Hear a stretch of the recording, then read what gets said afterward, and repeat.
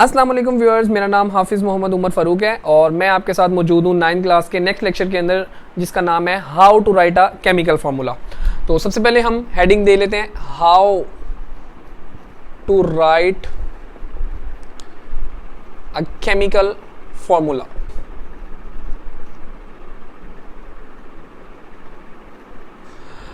अच्छा जी, सबसे पहले हम ये देख लें कि केमिकल फार्मूला क्या होता है। अगर हमें पहले ये पता चल जाए कि केमिकल फार्मूला क्या है, तो फिर हम ये देखेंगे कि इसको लिखा कैसे जाता है। जब तक हमें यही नहीं पता होगा कि केमिकल फार्मूला क्या है, तो उस वक्त तक हमें ये कैसे पता चलेगा कि हमने उसे लिखना कैसे है।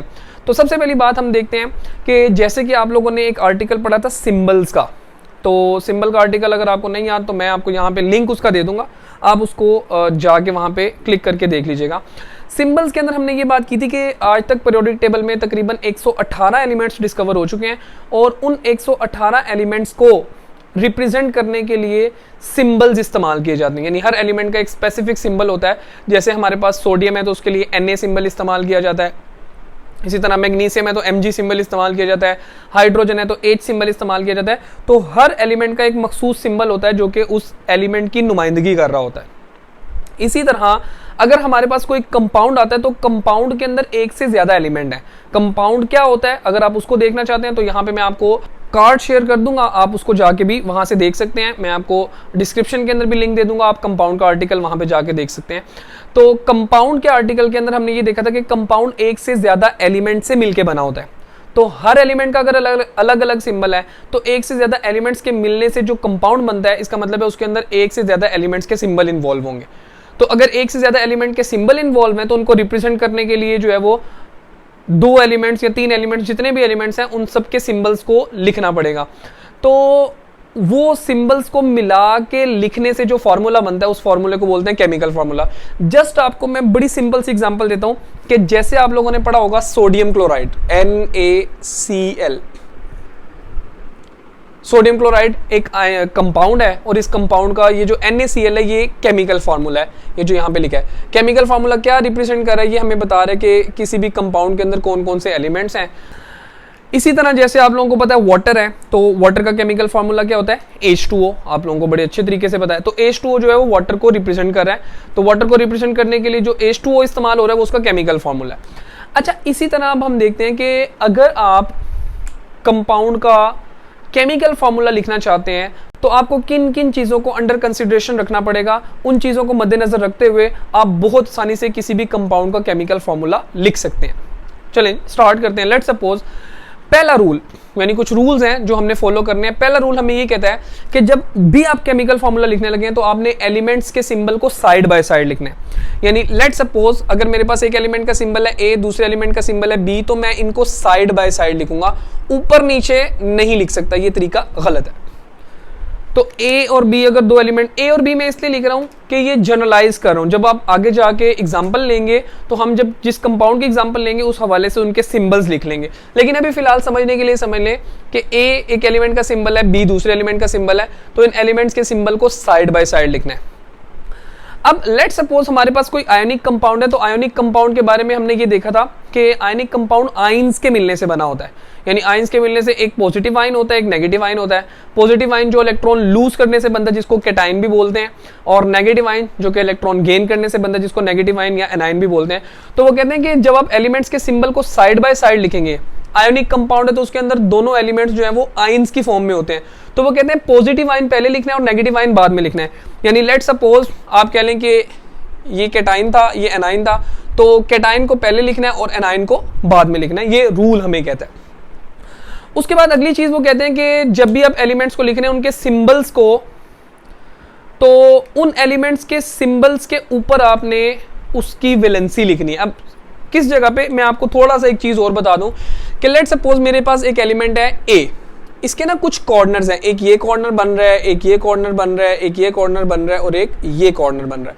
अब लेट्स सपोज ये A की लेफ्ट साइड है, ये A की राइट साइड है। अब ये लेफ्ट साइड पे अगर देखें तो ये एक जो है ये लेफ्ट साइड पे और टॉप पे है, तो ये 1 नंबर जो है ये टॉप लेफ्ट कॉर्नर है।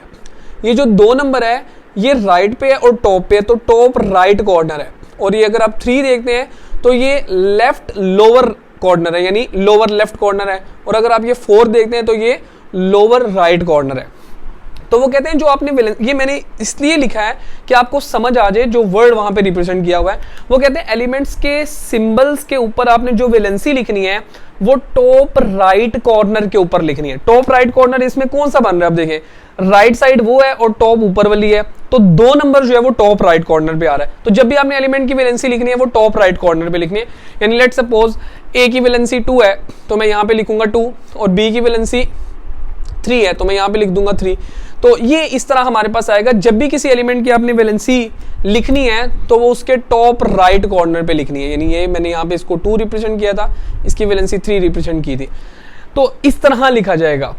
अब लेट सपोज मैं किसी कंपाउंड को लेके आता हूं, कोई ऐसा कंपाउंड जिसके अंदर मुख्तलिफ किस्म के एलिमेंट्स इन्वॉल्व हैं। जैसे मैं आपके पास लेके आता हूं, मेरे पास कंपाउंड है जी कैल्शियम, जिसके अंदर एक कैल्शियम है, कैल्शियम की वैलेंसी होती है 2। उसके बाद मेरे पास दूसरी तरफ इसके मुकाबले में आता है क्लोरीन, क्लोरीन की वैलेंसी है 1। और ये अब देखिए पहली चीज हमने रूल को फॉलो किया, कैटाइन पहले लिखा, एनाइन बाद में लिखा। कैल्शियम की वैलेंसी 2 है तो मैंने 2 लिख दिया, क्लोरीन की वैलेंसी 1 है तो मैंने 1 लिख दिया। नॉर्मली 1 लिखा नहीं जाता, सिर्फ समझाने के लिए 1 लिख दिया। अब वो कहते हैं कि दोनों एलिमेंट्स के सिंबल को आपने साइड बाय साइड लिख लिया है, वैलेंसीज को ऊपर आपने लिख लिया टॉप राइट कॉर्नर के ऊपर। वो कहते हैं जब आपने इसका केमिकल फार्मूला बनाना है, इन दोनों आयंस को मिला के आप केमिकल फार्मूला बनाना चाहते हैं, तो वैलेंसीज जो है वो क्रॉस एक्सचेंज हो जाती है। इसकी वैलेंसी इधर आ जाएगी और इसकी वैलेंसी इधर आ जाएगी। क्रॉस एक्सचेंज होने के बाद इस एलिमेंट की जो टॉप राइट कॉर्नर पे वैलेंसी लिखी थी वो दूसरे एलिमेंट के लोअर राइट कॉर्नर पे चली जाएगी। अब देखिए उसके lower right corner, right side वो है, लोअर राइट कॉर्नर है 4 नंबर वाला, यानी इस साइड पे आता है, इसका लोअर राइट कॉर्नर ये है, तो इसके नीचे 1 आ जाएगा। 1 लिखा नहीं जाता, सॉरी, अब इसके नीचे 1 आ जाएगा तो 1 लिखा नहीं जाता, ये कैल्शियम इसी तरह आ जाएगा, 2 इधर आएगा तो ये Cl2, तो ये कैल्शियम क्लोराइड का केमिकल फार्मूला बन जाएगा। इसी तरह लेट सपोज मेरे पास एल्यूमिनियम है, एल्यूमिनियम की वैलेंसी है 3, और ऑक्सीजन है, ऑक्सीजन की वैलेंसी है 2। अब ये वैलेंसी इसके टॉप राइट कॉर्नर पे, ये वैलेंसी इसके टॉप राइट कॉर्नर पे, जब मैं फार्मूला लिखूंगा तो वैलेंसीज हमारे पास क्रॉस एक्सचेंज हो जाएंगी। जब वैलेंसीज क्रॉस एक्सचेंज होगी तो Al के साथ आ जाएगा 2 और O के साथ आ जाएगा 3, तो ये एल्यूमिनियम ऑक्साइड, ये इसका केमिकल फार्मूला बन जाएगा। तो ये हमें रूल बताता है। अगली बात वो कहते हैं कि लेट सपोज मैं यहाँ पे एक लिखता हूं, मेरे पास सोडियम है, सोडियम की वैलेंसी है 1, इसके मुकाबले में मेरे पास क्लोरीन है, क्लोरीन की वैलेंसी भी 1 है। तो वो कहते हैं अगर इस तरह का केस हमारे पास आ जाए जब दोनों आयंस की वैलेंसी सेम है, इसकी भी 1 है, इसकी भी 1 है, तो वो वैलेंसीज ऑफसेट हो जाती हैं, वो केमिकल फार्मूले के अंदर लिखी नहीं जाती। तो इसका सिंपल फार्मूला हमारे पास बनेगा NaCl, जो कि मैंने आपको बिल्कुल स्टार्ट में भी कहा था कि सोडियम क्लोराइड का केमिकल फार्मूला NaCl। इसी तरह अगर मैं आता हूँ, लेट सपोज मेरे पास कैल्शियम है, कैल्शियम की वैलेंसी 2 है, ऑक्सीजन है, ऑक्सीजन की वैलेंसी भी 2 है। अब ये दोनों वैलेंसी सेम है तो ये लिखा जाएगा CaO, कैल्शियम ऑक्साइड। तो इन दोनों की वैलेंसी सेम है तो वो वैलेंसी जो है वो ऑफसेट हो जाएगी, वो लिखी नहीं जाएगी, तो फॉर्मूला बनेगा कैल्शियम ऑक्साइड। अच्छा, इससे अब थोड़ा सा हम आगे चलते हैं। अगला रूल हमें ये बताता है रेडिकल के हवाले से। रेडिकल क्या होता है? अब रेडिकल एक होता है फ्री रेडिकल और एक होता है सिंपल रेडिकल। रेडिकल हमारे पास, हम उस चीज को बोलते हैं कि एक हमारे पास कोई ग्रुप ऑफ एटम है जिसके ऊपर कोई ना कोई चार्ज है। अब ग्रुप ऑफ एटम जिसके ऊपर चार्ज है उसकी एग्जांपल यहाँ पे हमारी बुक के अंदर दी है, तो मैं उसी को लेके चलूंगा। लेट सपोज मेरे पास है SO4 2-, इसको बोलते हैं सल्फेट। अब ये जो सल्फेट है ये एक रेडिकल है, ये जो 2- इसके ऊपर चार्ज है ना, ये चार्ज आप इसको क्या नहीं इस तरह लिखा जा सकता है SO4 इसके ऊपर 2-, यानी इसका मतलब ये जो 2- चार्ज है ये SO4 और इस कंप्लीट के ऊपर 2- चार्ज है। अब ये ग्रुप ऑफ एटम है, 4 एटम ऑक्सीजन के, 1 सल्फर का, तो 5 एटम के ऊपर ये चार्ज है 2 वाला, तो सल्फेट बनता है। इसको हम लोग बोलते हैं ये एक रेडिकल है, ग्रुप ऑफ एटम है और इसके ऊपर चार्ज है। इसी तरह मेरे पास एक एग्जांपल आती है फॉस्फेट की। अब फॉस्फेट में क्या होता है PO4 3-। अब उसी तरह जैसे मैंने आपको पहले बताया कि ये PO4 है और 3- चार्ज इसके ऊपर है, ये जो 3- है ये कंप्लीट PO4 के ऊपर है। इसी तरह मैं आपको एक और एग्जांपल देता हूं, मेरे पास कार्बोनेट है। अब कार्बोनेट में मेरे पास CO3 2-, सेम अगर मैं आपको समझाने के लिए लिखूं CO3 और ये कंप्लीट के ऊपर चार्ज आएगा 2-। तो ये हमारे पास ग्रुप ऑफ एटम है जिसके ऊपर चार्ज है, इसको हम लोग बोलते हैं रेडिकल। वो कहते हैं ये जो रेडिकल्स होते हैं ना, इनके ऊपर जो चार्ज है ये चार्ज ही उसकी वैलेंसी को शो कर रहा होता है। अब देखिए मैंने सारे नेगेटिव वाले लिखे हैं, अगर लेट सपोज मैं एक पॉजिटिव वाला भी लिख देता हूं, मेरे पास एमोनियम है।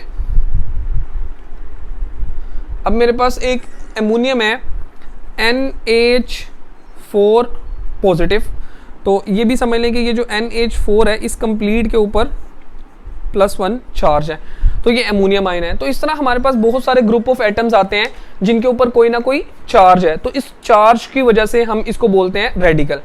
अगर इस तरह का हमारे पास कोई रेडिकल आ जाता है तो इस केस के अंदर वो कहते हैं कि किस तरह लिखनी है वैलेंसी।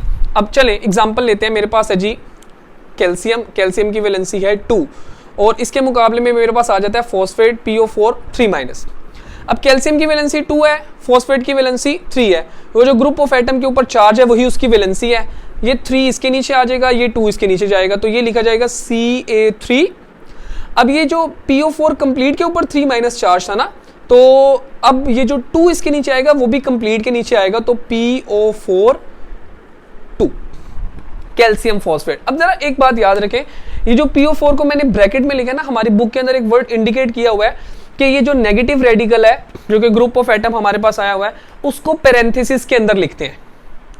अब पैरेंथेसिस क्या होता है? पैरेंथेसिस नॉर्मली कहते हैं कोसेन को, कोस आर्क जिसको बोलते हैं। लेट सपोज आपने एक प्रकार पकड़ी, सेंटर में रख के उसको एक आर्क लगा दी, तो ये जो आर्क है ना इसको बोलते हैं पैरेंथेसिस। तो देखिए ना, ये जो हमारे पास स्मॉल ब्रैकेट होती है ये भी एक आर्क होती है, इधर भी एक आर्क लग गई, इधर भी एक आर्क लग गई, तो दरमियान में कोई भी चीज आ गई, तो ये आर्क को बोलते हैं पैरेंथेसिस। तो नॉर्मली वो कहते हैं कि जो, अब सिंपल समझ लें कि पैरेंथेसिस का मतलब है स्मॉल ब्रैकेट, स्मॉल ब्रैकेट के अंदर रिप्रेजेंट करना है। जब ये फॉस्फेट था, ग्रुप ऑफ एटम था, ये जो वैलेंसी इसके नीचे आएगी तो इसको आप लोग पैरेंथेसिस के अंदर लिखेंगे और इसके बाहर जो है वो क्रॉस एक्सचेंज होकर जो वैलेंसी आएगी वो लिखेंगे। चलिए एक और एग्जांपल मैं आपको देता हूँ।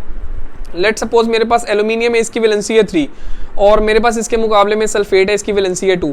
अब वैलेंसी क्रॉस एक्सचेंज होगी, 2 इधर आएगा 3 इधर जाएगा, तो ये आएगा Al2SO4। अब ये 3 जब इधर आएगा तो इसको मैं पैरेंथेसिस के अंदर लिखूंगा और ये 3, तो ये मेरे पास बन जाएगा एल्यूमिनियम सल्फेट Al2SO4 थ्राइस। इसी तरह लेट सपोज मेरे पास आता है जी NH4 पॉजिटिव और इसके मुकाबले में मेरे पास आता है जी सल्फेट SO4 2-।